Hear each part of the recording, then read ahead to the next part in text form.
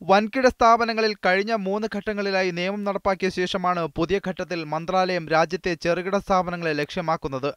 917 സ്ഥാപനങ്ങളിലെ ജോലി ചെയ്യുന്ന 6,33,000 തൊഴിലാളികളുടെ സേവന വേതന വിവരങ്ങൾ ഇതോടെ ഇലക്ട്രോണിക് രീതിയിൽ തൊഴിൽ മന്ത്രാലയത്തിന് ലഭിക്കുമെന്ന് പ്രതീക്ഷിക്കുന്നു. ഈ വിവരങ്ങളെ അടിസ്ഥാനമാക്കിയാണ് മന്ത്രാലയം നടത്തുന്ന തൊഴിൽ പരിശോധന പൂർത്തിയാവുക. നിയമം പ്രാബല്യത്തിൽ വരുന്നതിന് മുമ്പ് സ്ഥാപനങ്ങൾക്ക് മന്ത്രാലയത്തിന്റെ വെബ്സൈറ്റിൽ പരീക്ഷണാടിസ്ഥാനത്തിൽ വിവരങ്ങൾ നൽകാവുന്നതാണ്. എന്നാൽ നിയമം പ്രാബല്യത്തിൽ വന്നിട്ടും മന്ത്രാലയത്തിന് മതിയായ വിവരങ്ങൾ നൽകാത്ത സ്ഥാപനങ്ങൾക്ക് മന്ത്രാലയത്തിന്റെ ഇലക്ട്രോണിക് സേവനം ലഭ്യമാകില്ല.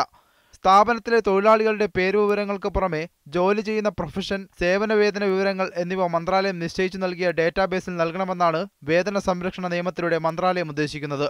പ്രാഥമികമായ ഈ വിവരങ്ങൾ അടിസ്ഥാനമാക്കിയാണ് പരിശോധനയുടെ ആദ്യഘട്ടം നടത്തുക. നിയമം നടപ്പാക്കിയ ആദ്യഘട്ടത്തിൽ 3000-ൽ കൂടുതൽ തൊഴിലാളികളുള്ള സ്ഥാപനത്തിലും 2-3 ഘട്ടത്തിൽ 2000-1000 വീതം തൊഴിലാളികളുള്ള സ്ഥാപനങ്ങളിലും നിയമം വിജയകരമായി നടപ്പാക്കിയിരുന്നു. രാജ്യത്തെ 1301 സ്വകാര്യ സ്കൂളുകളിൽ 55% നിയമം നടപ്പാക്കിയപ്പോൾ അവശേഷിക്കുന്ന സ്കൂളുകളുടെ സേവനം മന്ത്രാലയം നിർത്തിവച്ചിരിക്കുകയാണ്.